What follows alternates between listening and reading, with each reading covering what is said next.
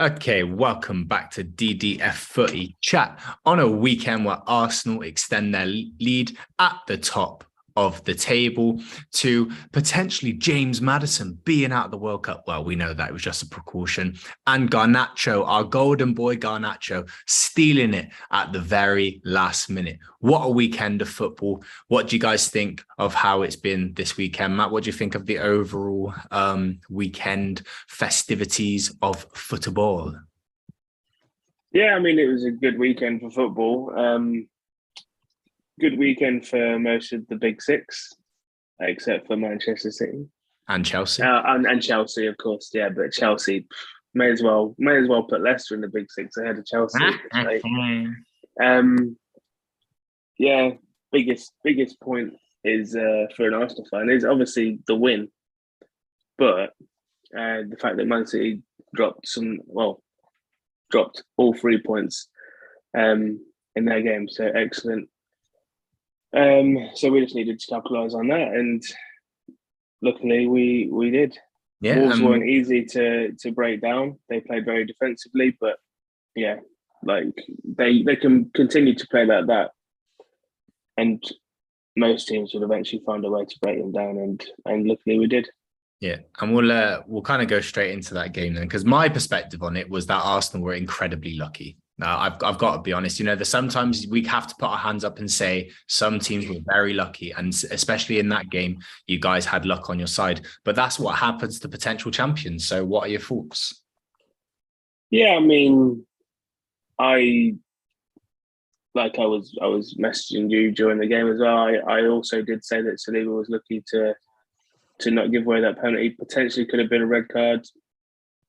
But yeah, thank you, VAR. Thank you, referee. You're on our side this time. Sometimes it goes against you, sometimes it doesn't.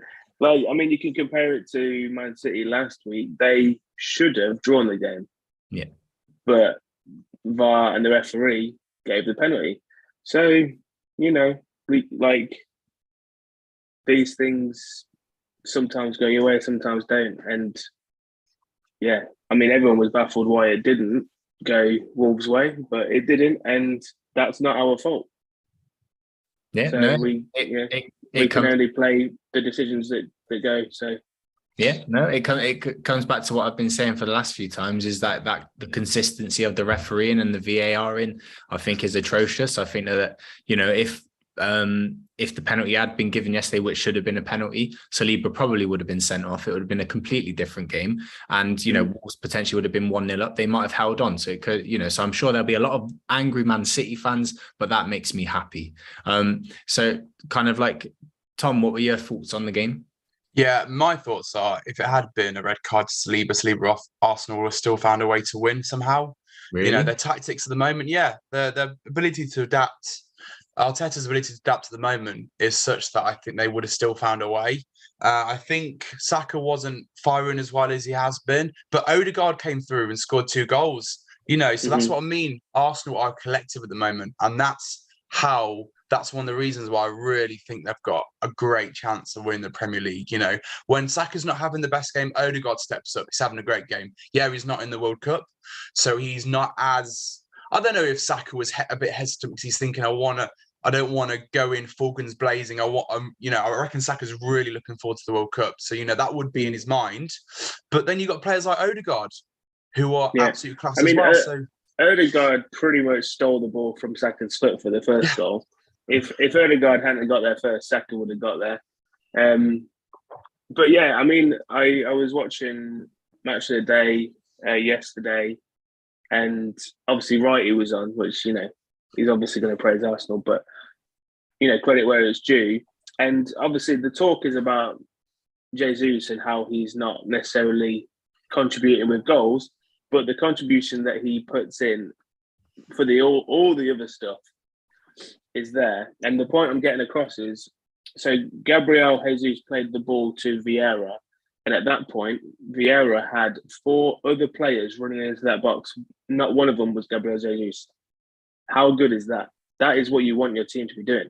Yes, I know Nick's going to say, yeah, but you want your striker to be doing that. I don't care. As long as we're scoring goals. But Matt, that's not true though, because then you're being a hypocrite. Because a few seasons ago, we used to ridicule Liverpool fans because of Firmino. We'd always be ridiculing them to be like, well, a striker's position and their job is to score the goals. And Liverpool fans used to come out and say, well, Firmino does way more than just score goals, gets assists, and then you'd be like, no, but he should be.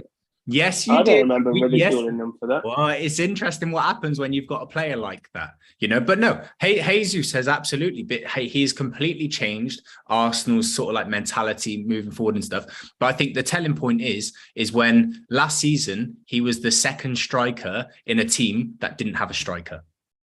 I've got to say that because he was second striker in a Man City team that didn't have a striker. So all I'm saying is maybe Jesus isn't a striker. That's not a criticism of him. Maybe he is better from the left. Maybe he is better from the right. I don't think he's a striker. Otherwise, he'd have more goals than what he does now because he's only got 4 or 5 goals. 3 of them came against Leicester. So really, he's on the same par. Two against Leicester. Okay, fine. But really, his figures are only just better than Ronaldo's if you took that Leicester game out of it. So that's why I have to say maybe he's not a striker. Maybe he's more of an attacking midfielder or a left winger. I still think he'll finish the season as our top scorer. I just think he needs to get back a bit of confidence when he's in front of goal. Yesterday, he hit the crossbar, could have been offside marginally. He also came very close with a header. I think he needs to get another goal and it will start his scoring streak again. Because, he does, even though he is a lot of the game not in that position, he also is, in terms of the stats, he touches the ball in the box more than most of our players, like way more. Yeah. So yeah. But it's that conversion rate that you want to see higher, and that 100%. It's not great. I mean, because he's missed some sitters as well throughout the season. Yeah, last week he had a dive-in header, or the week before, in which it was almost an open goal, and he missed that. Yeah. So I think whilst the team are playing really well and everybody is collective and everybody's contributing, brilliant. But what about when you do get those dry spells and you are looking for your striker to get those goals? Is Jesus that striker? I'm not so sure. The only thing I disagree with you, Tom, on is where you said that if they had gone down to 10 men, Arteta would have still found a way to win the game. I disagree with that because there's no evidence. Why even talk about it then? What's the point? Because often within football discussion, you talk about some of those moments that could have changed the game had certain decisions gone. Why waste your breath? Because you might be saying that because you've won and you're an Arsenal fan, but a talking point is the fact that had that decision that wasn't given, that should have been given, happened. Tom made a point to say that he believes that Arteta would have turned it around. I'm saying, where's the evidence to have support that? Because there's not been a test. That's just Tom's. That's just what Tom thinks. Exactly. Absolutely. Yeah. So your opinion is that Arsenal would have crumbled and we would have lost. No. Mine is my question to that is where's the evidence to support that? Well, we're top of the league. Exactly. I mean, you could say that, but you've not had a test like that. That's what I'm saying. Is you're top of the league, but you've not. What happened when Gabriel went off? What? Earlier on in the season, didn't Gabriel get sent off?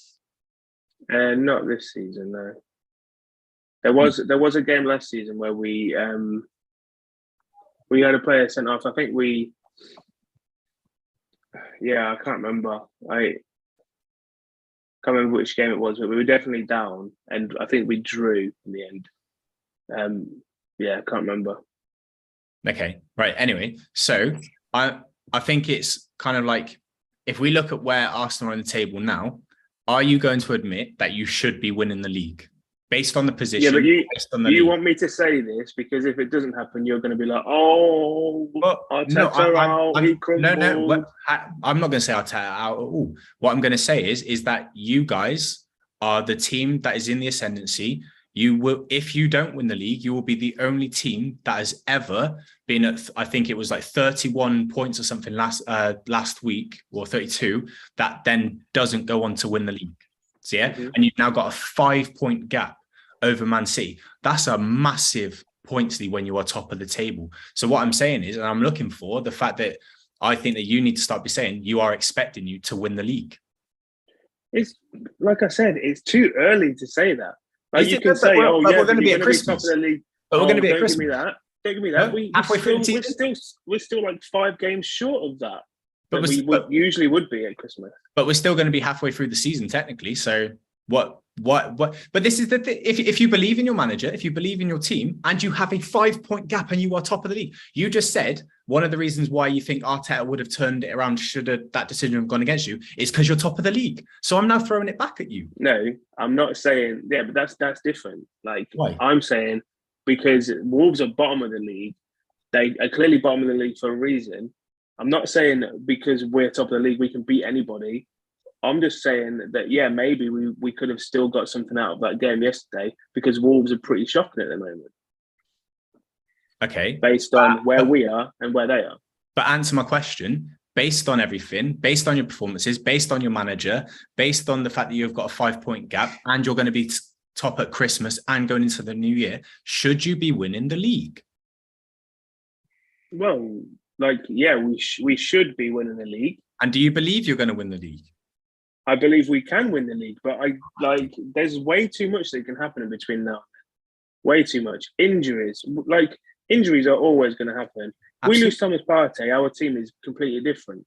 And he usually picks up an injury like this time every year. He might come back from the World Cup injury, right?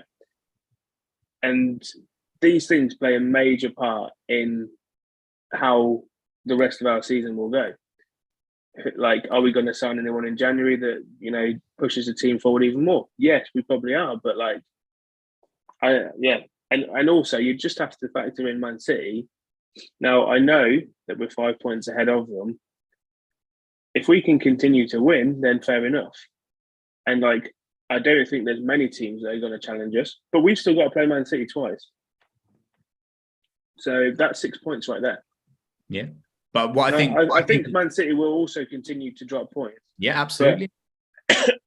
Yeah, it's just too early to say, yeah, I believe that we are going to win the league. That is ridiculous.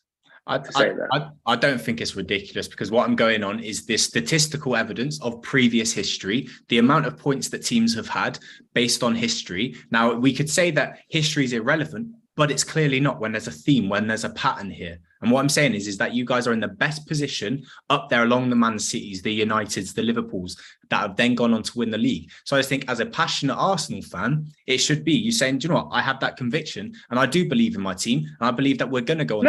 I'm not saying I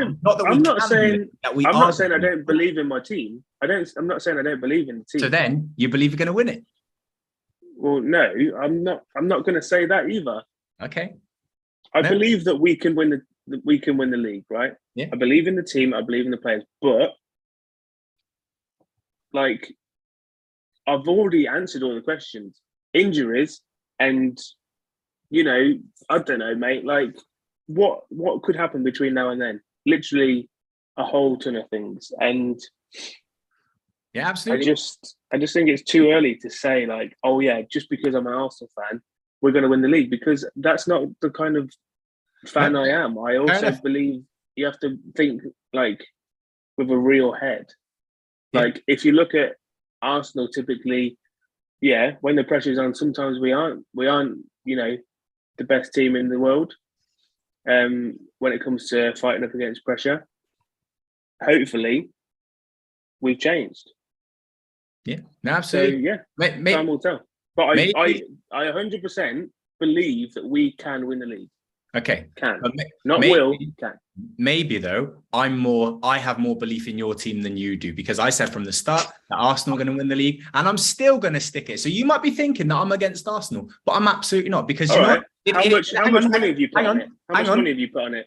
Well, in our religion, we don't believe in gambling. I'm joking. I gamble. Sure. You gamble all the time. Yeah. Well, I haven't put any money on it. Do you know what I mean? But I haven't put money on Man City to win the league or anything like that. That's because you believe Arsenal are going to win it. Yeah, I do. I do believe that Arsenal are going to win, and I said that Okay. from the. Put your money where your mouth is then. Did I not? Did I not say that on the very first weekend that we did this show this season? I said Arsenal are going to win the league. Go and look back through it, and you will see the proof there. Based on everything, I believe that Arsenal should be winning it. I think that they are going to win it, and if they don't, I'm going to take great satisfaction in saying you're the ultimate bottle jobs. Exactly. So that's why you're doing this, because it's a win-win situation. Because I believe that you have the best starting 11 there. Yeah. And I think that you have proven that. And the difference for me between you and Man City is that they slip up at teams like Brentford, Newcastle. You guys have proven that you don't. So you might think I'm against Arsenal and I want to be able to say, haha, look what's happened. But actually, no, it works in my favour. Do you know why? Because I hate Liverpool and I hate Man City. Any other team that doesn't hate Arsenal too. You said you'd rather Tottenham win it. Oh, of course. But, Tottenham, they're an irrelevant club. They're going to crumble and fall outside the top 10. That's what I believe. But yeah, so I do believe that Arsenal should be winning it. And if they win it and United obviously can't, then I'll be happy for you. I'd shake your hand and say, well done, lad. Now it'll be another 25 years till you win it. Anyway, Tom, based on everything, do you think that Arsenal should be winning the league? They definitely should be winning it. Absolutely. And I've been quite hopeful that they would have won it for quite a while now, based on their performances and based on what they can bring collectively as a team. Everyone's confident, everyone's working as a team, and everyone's kind of pitching in with the goals. Yeah. Loads of players are pitching with the goals. So, but yeah, I mean, just want to echo what you said earlier. If a dry spell comes and the players aren't playing collectively anymore, Gabriel Jesus will have a lot more pressure on him. But at the moment, he's been involved in 10 goals, 5 goals, 5 assists. Kane, I know he's second. He's involved with 13, 10 goals, 3 assists. Or is it 11 goals, 2 assists? Sorry, so 13 goal involvements. So I think Jesus does still stand up to Kane quite well, and is still. He's still playing a really, really crucial part in the Arsenal team. So I think Arsenal are going to win it. Really do. So you know what? If they don't, Nick, you can hold me to that. I can fall into this trap of yours. But Tom, either way, you're right on this. Either way, if they win, great. If not, you're going to hammer, man. Tom, but I'm not going to hold you to it because you're a Leicester fan. You're facing relegation. Well, he's looking to win the league. So facing relegation. We're really scared of relegation right now. We're really scared of relegation. I'm terrified of relegation. The way we just played the last 7 games, I'm terrified of relegation. Listen, Boomerang boy. Just because you were Rodgers out at the start of the season, now you've come back and you're saying not the start of season. No, not the start of season at all. Not the start of season. Let's go back to podcast when I was Rodgers out. Listen, we ain't on the Leicester segment yet.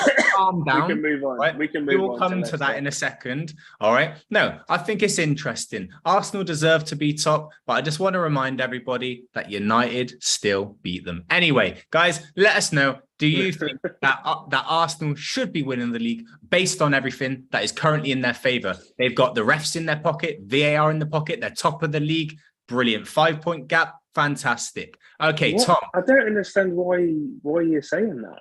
Like, we're only top of the league because we've got refs in our pocket. Is that what absolutely. Oh, yeah. He's putting the fishing rod out and you're biting. No, but that's literally what you just said. How many decisions go your way that probably shouldn't go? Absolutely none this season. So don't try and play me at that. Name one thing that has gone in our favour from referees and VAR. Oh, is that why you're fit? Because nothing goes in your favour? No, absolutely not. It's because we're not as good as Arsenal this season. I don't know what you're trying to get me to say. I don't know what you're trying to get me to say. You just said it. Why did you have to say that we're only top of the league because we've got refs and VAR in our pocket? No, I didn't say that. I said everything that's going in your favour, you are top of the league. You've got VAR and the refs in your pocket. I didn't say you are top of the league because of this. Okay, let's listen, Matt. Let's not do this. Okay, fine. All right. Fine. Tom, let's move on to Leicester. As you said, you've turned a corner. It appears that you've turned a corner. You had a good 2-0 victory yesterday. Things seem to be working well. What are your thoughts on the whole management situation now? What is a Leicester fan supposed to think of the management? obviously, right? So Johnny Evans, he had an interview the day, and he was basically, well, a little while back, he was basically saying how buzzing the players were when they came back off international duty to find out Brendan Rodgers was still in the job. And that kind of tells you what's going on in the camp at Leicester, right? They still like Brendan Rodgers, they're still playing for him, they still want him there. You know, if the players like him, are playing for him, which they clearly are, and they want him there, you know, I will.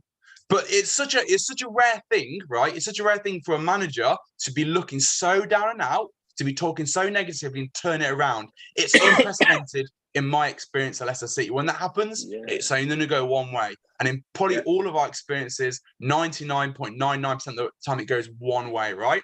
We're talking after the Tottenham game, we lose, you know, we played abysmal the second half, you know, and, you know, Rodgers out completely. But since then, after the Nottingham Forest game, everything's been positive. The players are still playing for him. And I'm saying, look, if he can turn things around, if he's the right man, if the players like him, he's still got to earn our trust a bit more as fans. He was very negative, throwing players under the bus for quite a while. But, you know, if he can still get a tune out the players, if he can help the finances of the club not having to pay him out, if we can continue to grow under him, I say keep him. So I am on the fence. We are conflicted as a Leicester fans, but it is unprecedented times for us. When can you think of such a big turnaround like this from a manager? It's rare, right? It's rare. It's very, very rare. So, like, we follow the narrative in football because the narrative usually comes to pass, doesn't it? Yeah. When it comes to managers. I think the only near comparison that I can make is when Ollie was in charge of United. It looked like he was on the ropes, and then he went on to beat Man City, Chelsea, Tottenham, Liverpool, all in the space of like 2 or 3 months, you know. But then look what happened. So that's all I'm saying. There is some history there. I'm not saying, you know, he's the perfect manager for us still, and he's in a state under the season. I'm saying right now he's going to tune out the players. Why break the bank, you know, to pay him off? Let's see how things go in. Give us more time to line someone up.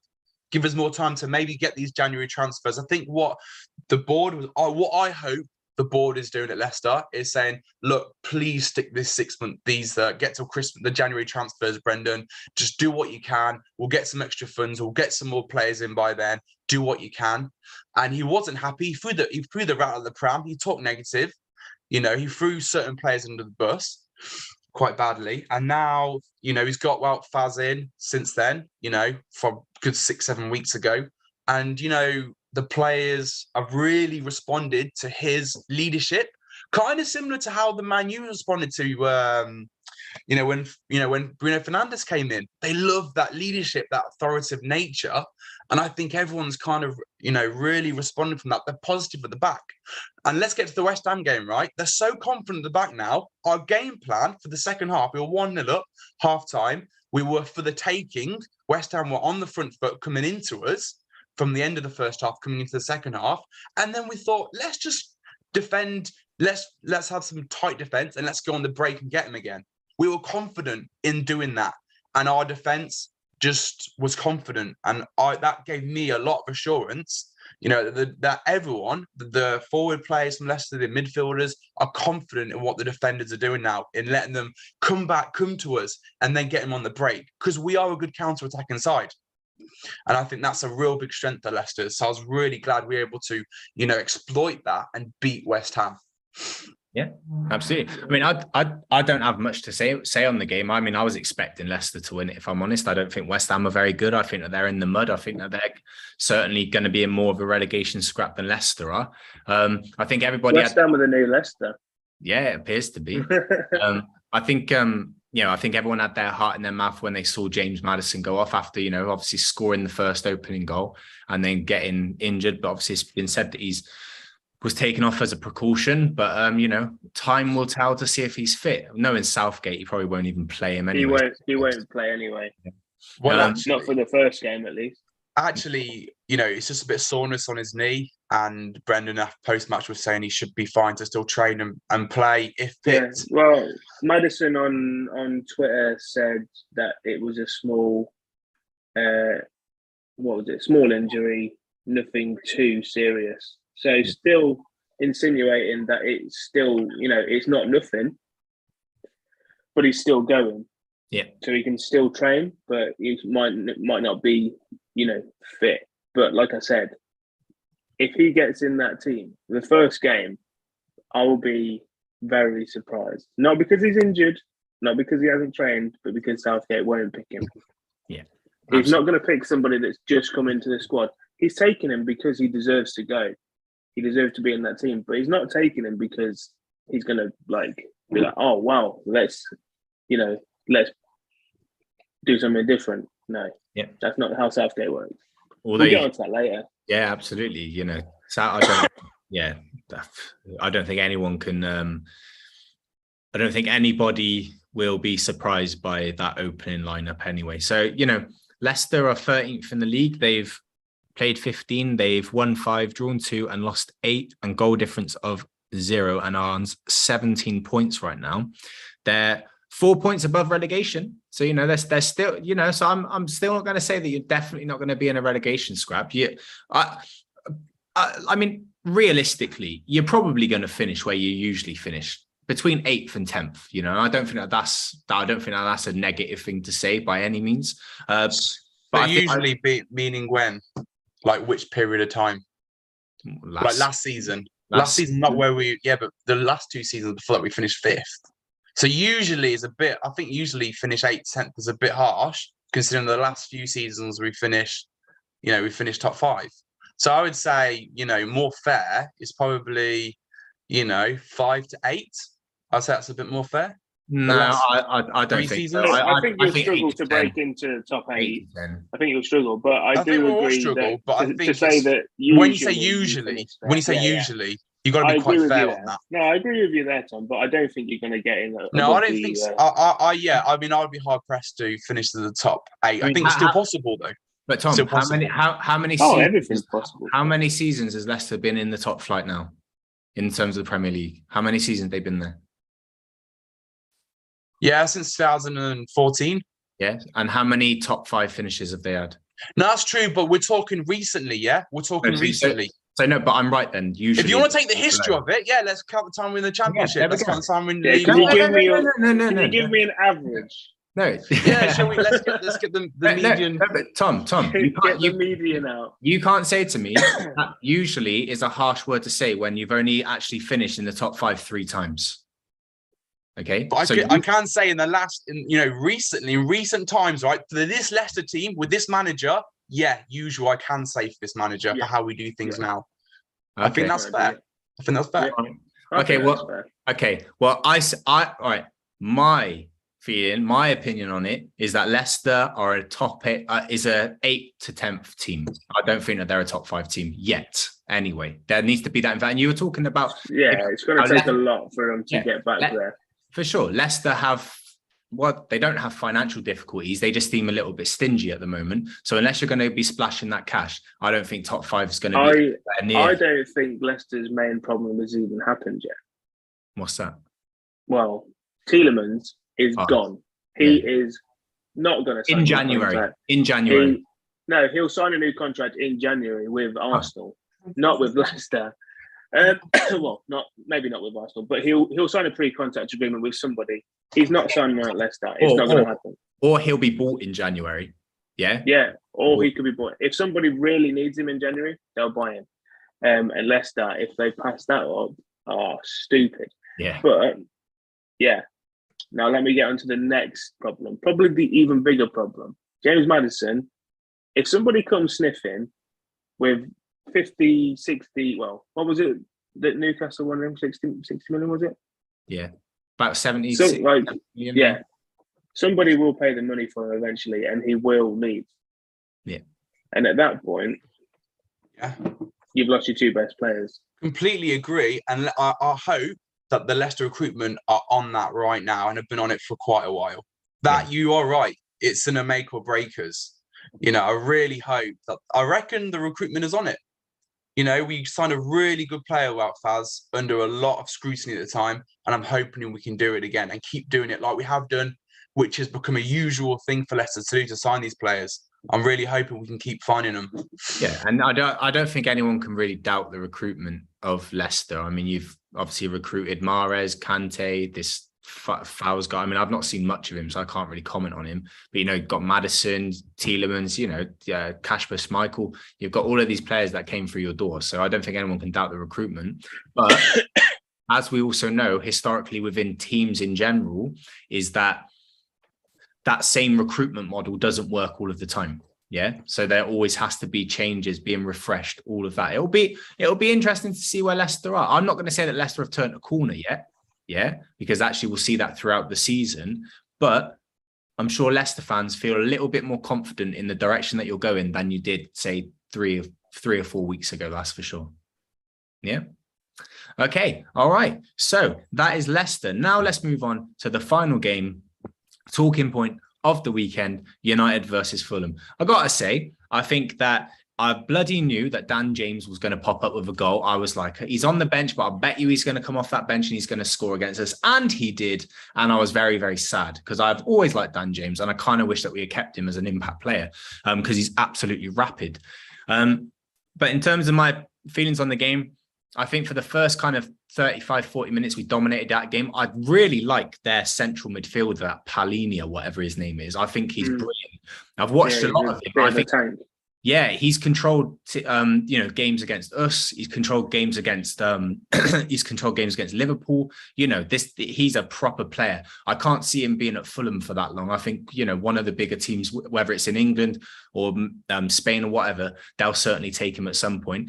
Second half was a bit of a dross, if I'm honest. I think that Fulham certainly came back into it. They started to dominate. I was sick and tired of seeing Pereira playing, and he was playing really, really well. Because I was like, if you just did that in a United shirt, you could have been a really, really good player. The United old players came back to kind of haunt us to an extent, but that boy Alejandro popped up with that winner and I was absolutely ecstatic. I was so happy. We've got a real golden gem on our hands. He's been spoken about in the youth team for a really long time now, and it's great to see him doing it in the Premier League. I'm not going to get too caught up in it because, you know, I put out a tweet earlier to say, is Garnacho the next Ronaldo or is he the next Federico Makeda? No. You know, no, because this is my point. Is he the next Ronaldo or is he the next Federico Makeda? Because there was big talk made about Makeda when he came in and he scored like 2 goals in 2 consecutive games. He was seen as like the next big thing. And then 3 seasons later, he's playing in like the 2nd division within Italy. That's the sort of comparison that I was actually trying to make. But these things happen all the time, don't they? Youngsters always get hyped, and it goes one of 2 ways, you know. Like Saka got hyped, and look where he is now, one of our best players. And I can't think of like multiple names, but I know that like with United, you always seem to get these wingers coming through. Who was it before? Was it Diallo? Well, Amad Diallo, he didn't come through our academy. We bought him and he's been away. No, you bought him. And it was like, oh, he's the next big thing. Well, maybe not that far, but and then you had Elanga, and now you've moved on from Elanga already to Garnacho, and rightly so, because he has put in some really good performances. We'll see, won't we? Like, can he break into the first team to get that permanent spot on the left? He probably deserves to. I was a bit disappointed with Fulham though. Like, I know that guy's fast, but they basically just let him get the ball. Yeah.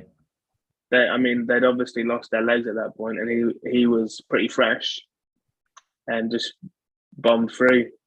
Deserved to get there because they weren't really putting much of a fight. But yeah, stupid goal to concede in the last second of the game. I mean, I was surprised.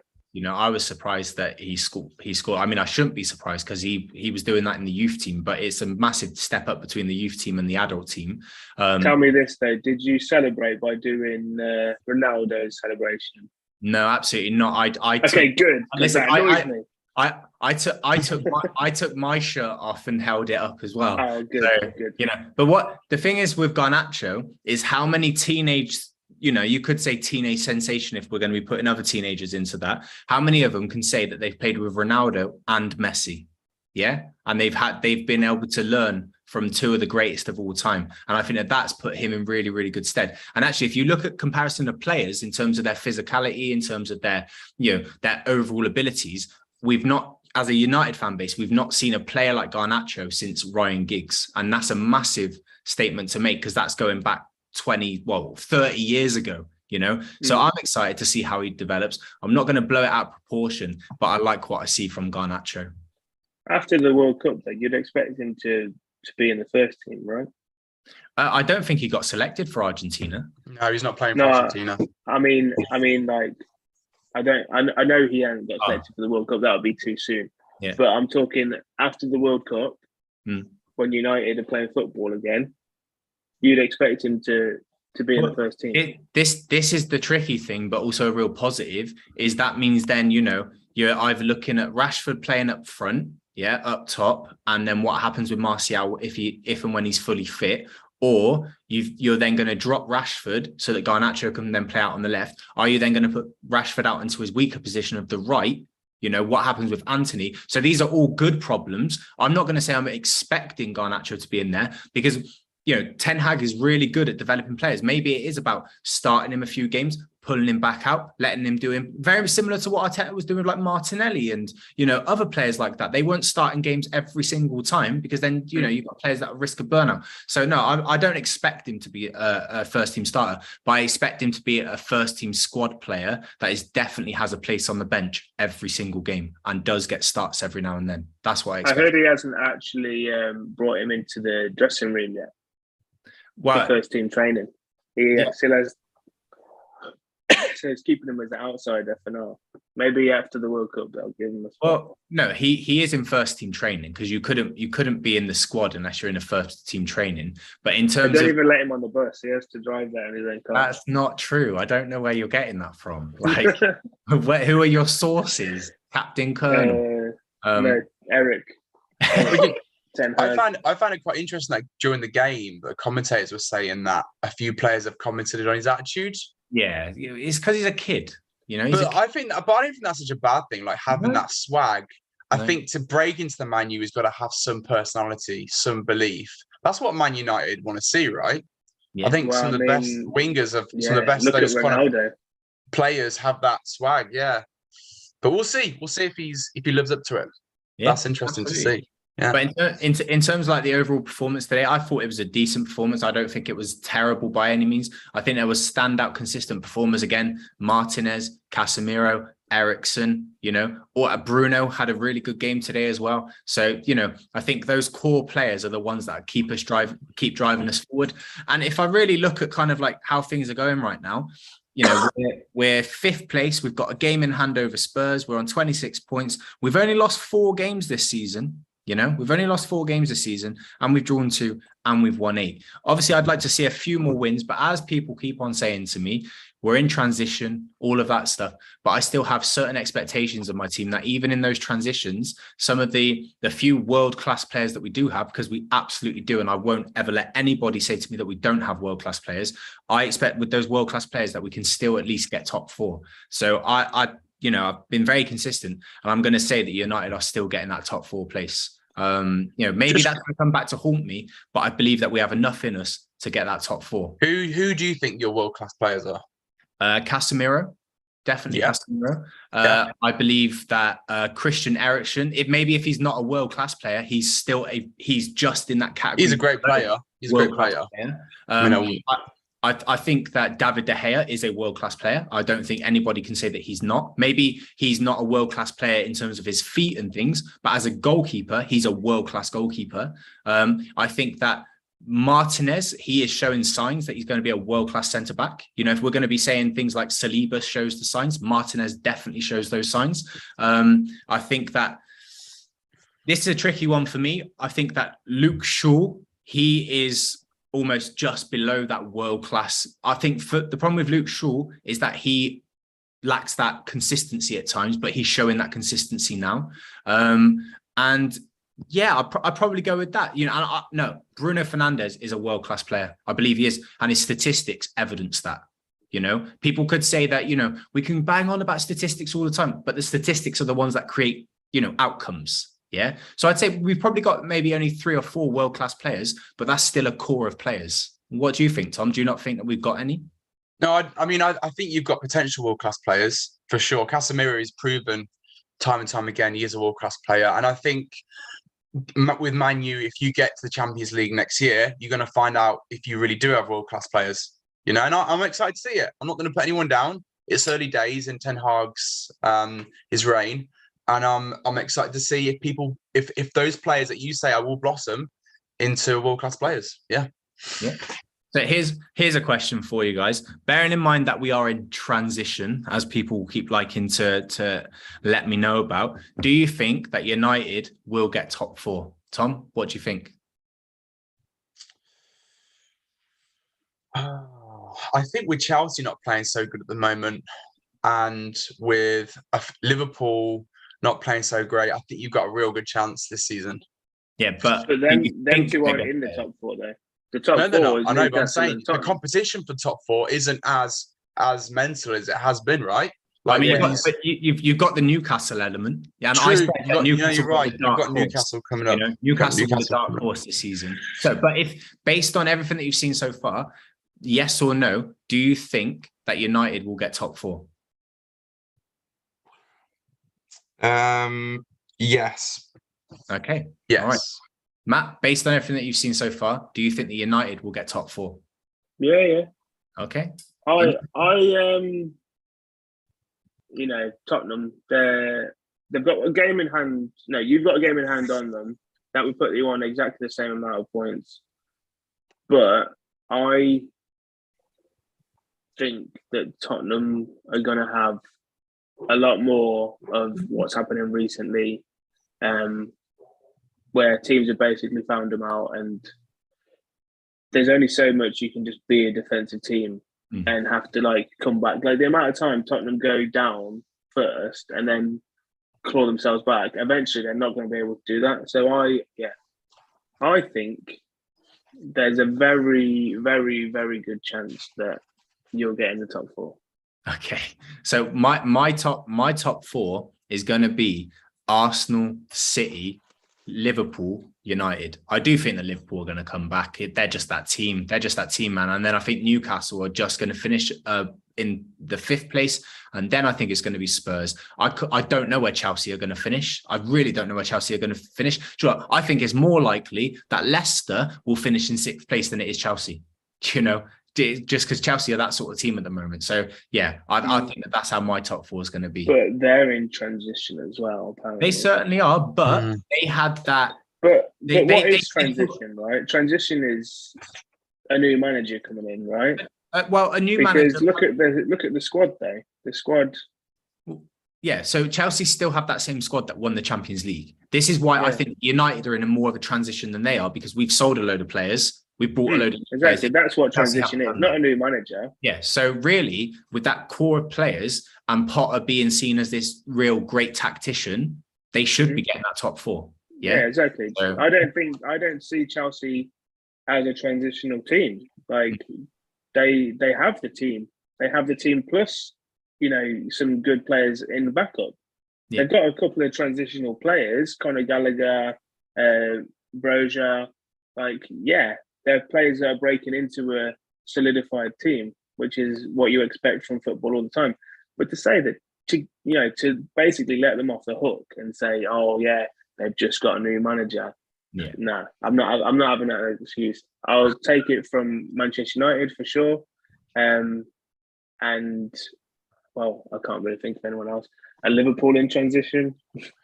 Probably they'd like to say that they are, because all their team are getting old. But at this point they are not in transition. They just have old men running around the pitch.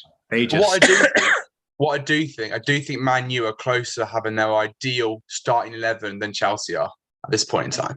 Maybe. I just think for United, if we can go out and we can spend money on a striker, and Ronaldo leaves in January, which I think he's going to, and I think Van der Beek is potentially going to go out. I think, we all need to get off this bandwagon of Van der Beek's going to be this next big sensation, because he's just not cut out for the Premier League. He needs to go back to Holland, or he needs to go off to Italy or Spain, where it's a little bit slower, because he's a fantastic tactician. He's a fantastic technically, and he's a very, very good footballer, but he's just not made out for the physicality, the pace of the Premier League. And if we can spend big on a striker, someone, I don't know, that Jonathan David from Lille, from France, or just somebody good, even someone like a Mitrovic, someone like that can score goals, then I think at United, you'll see United start to perform even better.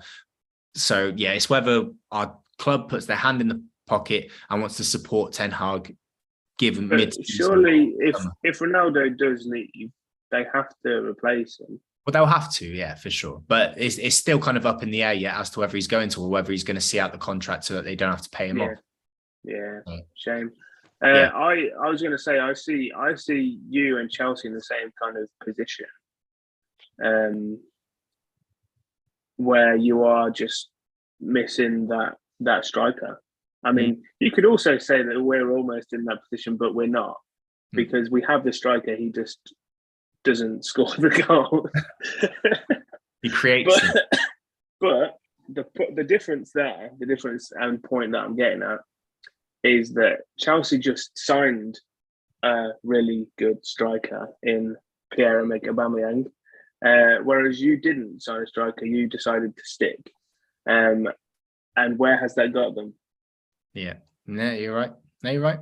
Absolutely. I think what I really love about Ten Hag, though, is it is now well known that Ronaldo is not his striker. It is well known that Maguire is not his captain. Maguire has been fit for the last few games, and he is still picking Lindelof. This is how I know that Maguire is going to be out of that door either in January. 100%. You've got to admire that Ten Hag has made his own decisions, and that's exactly what you wanted. You didn't just want a yes man, because you already had one of them. Now you've got somebody that's actually making his own decisions, and long may it continue, because that's what I want. And that's what I want. For sure. This is why I'm going to put in Ten Hag in terms of his decision making in the same caliber of that of Pep, of Arteta, because both those managers came in, and Pep got rid of a fan favourite in Joe Hart straight away, realised that he wasn't going to be his goalkeeper. He can't play with his feet. Arteta came in and says Aubameyang's a bad influence, all of this sort of stuff. So they made those really difficult, tough decisions, and look where they are now. And if Ten Hag can keep that going, making his own decisions and saying to these players that I'm the boss, you guys aren't, we're going to get rid of that disease that is in our club at the moment of player power is more than the club power, and it should never be like that. So I'm loving everything that I'm seeing. I'm excited, and I'm loving being a United fan at the moment. Yes, I'll take the losses. Yes, I'll take the draws. With Ollie and with Moyes and with Mourinho, I didn't see what direction we were going in. With Ten Hag, I see the direction we're going now. I'm not oblivious to the fact there's going to be a lot of clouds and there's going to be a lot of thunder and lightning at times, but I'm confident that we're going to get through that. So yeah, anyway, it's interesting. Arsenal are top of the league, United are 5th, Leicester are down there. I'm just saying. Anyway, so we are going into this last show before the World Cup. So I thought it would be a really good opportunity for us to get our heads together and think about what that opening game squad is going to look like. So we're going to play a 4-3-3 formation. So we're going to have our goalkeeper, our back four, our 3 centre midfielders, cams, whatever, and then our 3 attackers. Okay, so if we go for our goalkeeper, so what we'll do is very similar to when we were looking for our team of the season. We'll put out a choice and then we'll agree as to who needs to go in there. So just a question to clarify first: is it who we think that will be chosen, or who we think are the best? Who we think should be. Okay. So our team. If we were Southgate, but we were better than Southgate, and we had some big balls, and we were going to make these decisions, what would they be? So I'm going to put forward that I think our starting goalkeeper against Iran should be Nick Pope. Yeah. So I'm going to go with that. Matt, you can't be influenced by the fact that you sold a bike to his uncle. Anyway, I did though. But I did though. Yeah. Okay. Shout out to Steve Pope. Hope you're enjoying that bike, mate. Yeah, 100% Nick Pope. Ramsdale would be my second choice. Jordan Pickford is a liability most of the time. He does make some good saves, I'll give him that. But I don't rate him as highly as the other two. They're both on 7 clean sheets so far this season, so neck and neck for the Golden Glove. But I've just got a little bit more confidence in Nick Pope.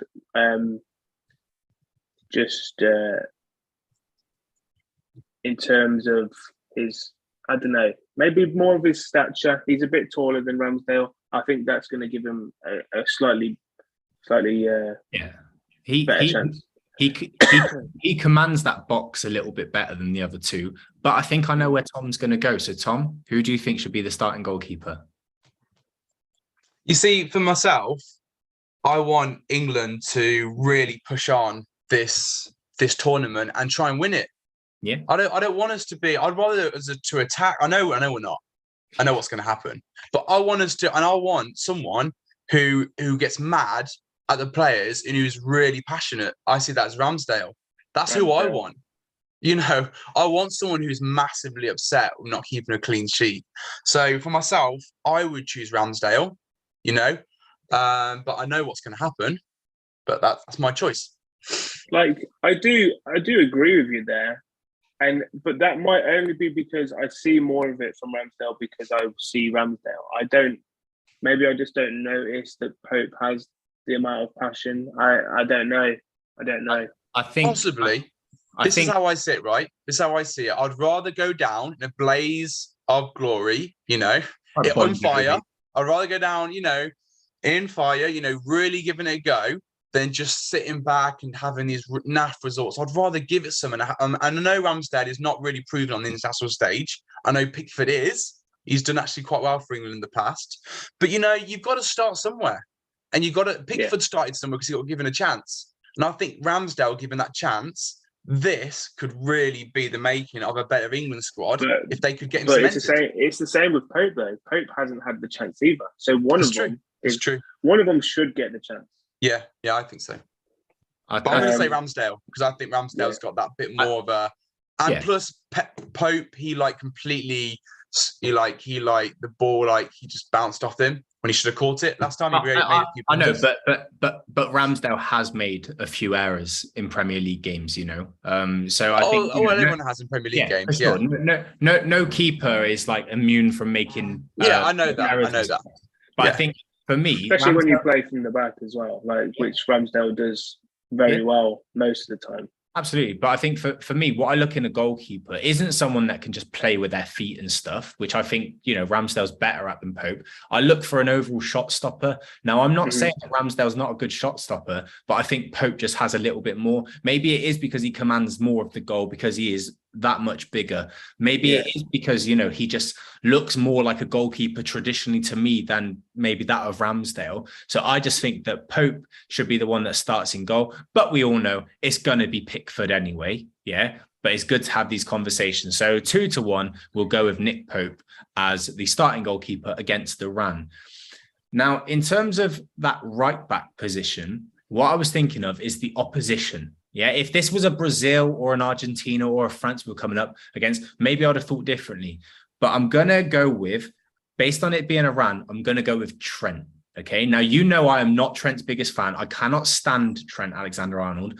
But in terms of going forward and that ability to cross that ball onto Kane's head or whatever, or make those cross-field passes, we don't have a better right back. You could argue, Walker's there for the pace, but are we going to get caught on the pace against a team like Iran? Probably. But I think Trippier can make them passes too. Well, yeah, there's Trippier. Yeah, no, absolutely. No, that's a good shout. And listen, Trippier has never let us down. Oh, so maybe actually, I'd be happy to go with Trippier, but I just think I can't believe you forgot about Trippier.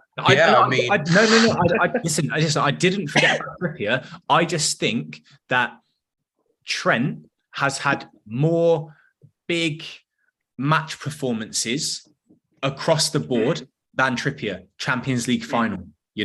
Premier League title, So yeah, I cannot stand Trent. I just think for this game, he would be kind of like my starting right back. But be interesting to hear what your guys' thoughts are. I mean, my thoughts are Trippier scored in the semi-finals against Croatia, the World Cup, a massive moment, and he did really well that game actually. So, I mean, I would say Trippier. It has to be Trippier as the most solid in that position. I didn't know we were going just for that first game. Though I thought we were naming our number one, our top 11 side, our top 11 starting 11 to play the World Cup.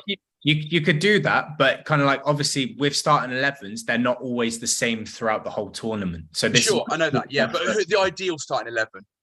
I think it's the closer you can stick to the starting 11, the better. It's it's only a month long, unless a player like needs to be rotated. Stick to whatever works.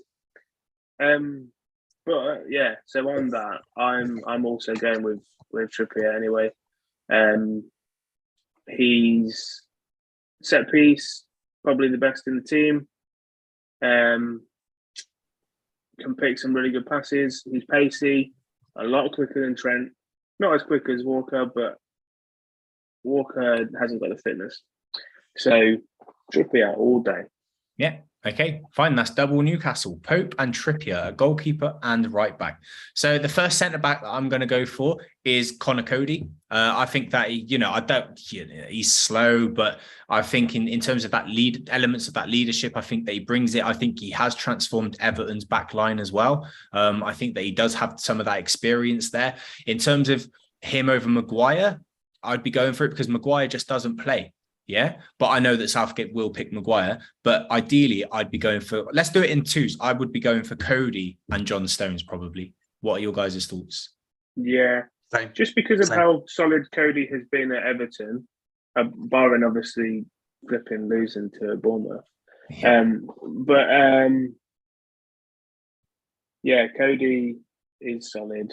The only reason why I'm not putting Ben White in there is because he plays right back for Arsenal. So same. I wouldn't put him in centre back either, just because of how he's been playing right back typically. I think our best two in that position are Cody and Stones. Yeah, and Dyer and Maguire aren't bad options to have to go to if you needed to. They're not bad. They're not ideal, but This is like the conversation I had with Tom on Thursday. Is that I don't understand how Fikayo Tomori's not in that squad. He's won Serie A. He's absolutely rapid. Maybe Southgate based his selection on the two games that he saw for AC Milan against Chelsea in the Champions League, where he didn't have very good performances, where he did get sent off, and he hasn't judged him across the season. So, which is a real shame. But yeah, like you said, Maguire. It typically happens, doesn't it? Like players get forgotten that don't play in the Premier League. Absolutely, they get forgotten. Yeah, just like Tammy. Yeah, for sure, absolutely. So, Tom, are you saying Cody and Stones as well? Yeah, got that down. Okay. And in terms of left back, I'm going to go Luke Shaw. I don't think there's anybody else available. Yeah, it has to be. Has to be. I mean, who even plays left back other than Shaw? Yeah. What would happen if he was injured, though? What would happen if Luke Shaw was injured? What you could do is Trippier could come across the left back, and then true. Or Walker. There is some options there, but also I'd say Luke Shaw's probably our best left back. I don't think Chilwell's better than Shaw. I think that Shaw is our best. Yeah, I think so too. And he's played quite well for England, hasn't he, recently? Yeah. And he scored in the European, in the Euros final as well. So there's that. Yeah, for sure. Yeah. There is a point. For sure. There is a point, right? Obviously, we're bringing Kyle Walker, who is currently injured. Do you think he's gonna have recovered to play a part in England? The way I see it, right, is that Calvin Phillips and Walker will both start that first game. This is Southgate in the back. You think they will? No, I think that they will. Southgate has proven that that's what he does. Yeah, he goes on the team that he can trust. I don't think Phillips can. He hasn't played any football this season. That's true. But why is he in the squad then? Why is he there? To add some kind of backup to fill some gap if needs be. I hope so. I really hope so. Yeah, but why then are you not taking players that have played consistently, have been good performers in the Premier League, such as James Ward-Prowse, who can equally play that position. You know, we're only taking it based on the fact that Walker and Phillips play for Man City. That's all that he's doing it. And they've played previously. That is the only. I don't doubt that at all, mate. But for him to start that first game having played no football at all, I just can't buy it. Listen. I will not be surprised if Walker and Calvin Phillips start that opening game against Iran. Iran, okay, yeah. Taking into account it is Iran, so maybe he's looking at it like he might give them a try. But for them to be in our top 11, I can't. No, I'm not putting them in our top 11 by any means. By the way, not by any. Yeah, sure. I'm just answering that question. Is that in terms of Walker and Phillips? I just wouldn't be surprised if they're in it. They're certainly not in my top 11. That's for sure. So if we just move on to the centre mids, let's put them in threes. Okay, I'm going to go for Rice, Bellingham, and Maddison. They would be my top three. Rice, Bellingham, and Maddison. So Matt, what are your top three? Yeah, definitely Rice and Bellingham. You know what's interesting? I went on a website to just check the lineup. The website is englandfootball.com, which I believe, I'm not sure if it's official. I think it is the official England website, right? And it actually lists Maddison as a forward. Yeah, it often does. And Mount as a midfielder. What? Even though they play exactly the same position, sure. Yeah, weird. I mean, the Maddison one was a bit difficult for me because I did have Maddison / Foden because I think Foden's better at going through the centre than he is at left wing. But I just think Maddison's been better than Foden this season. You know, I might have all the fanboys for Foden coming out saying, but Man City, Premier League, all of this stuff. I just think Maddison offers more than Foden. I think Foden. Here's what I found. Shut up, Siri. Foden on the left for me anyway, so I'm going to go for the same three as you. Definitely Jude Bellingham and Declan Rice. If Jordan Henderson makes it anywhere near that team, I'm going to be very disappointed. Yeah. So Tom, what's your three? Yeah, same. Rice, Bellingham, Maddison. Exactly what I've got down here. And we are playing around, so Jordan Henderson probably will be playing. But can you imagine that, right? Can you imagine a three-man midfield of Rice, Bellingham, and either Jordan Henderson or Calvin Phillips? Like that, for me, that is just the ultimate defensive three you can go for. Yeah. That's your typical Liverpool, Chelsea midfield. Like exactly. They kind of provide the space for the wing backs to go forward. Yeah.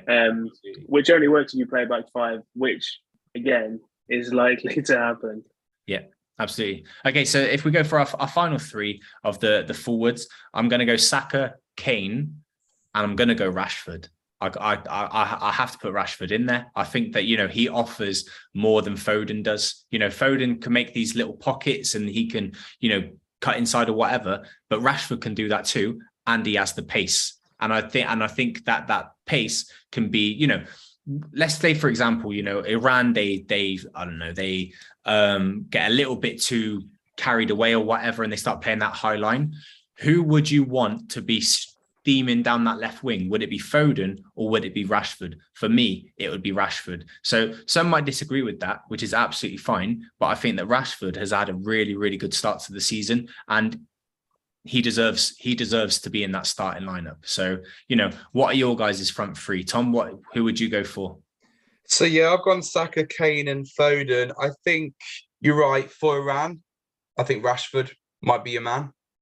Not to say that he's only good against weaker opposition, because I think he has a part to play. He's got that speed, and I think he can really exploit quite a few teams we might come against.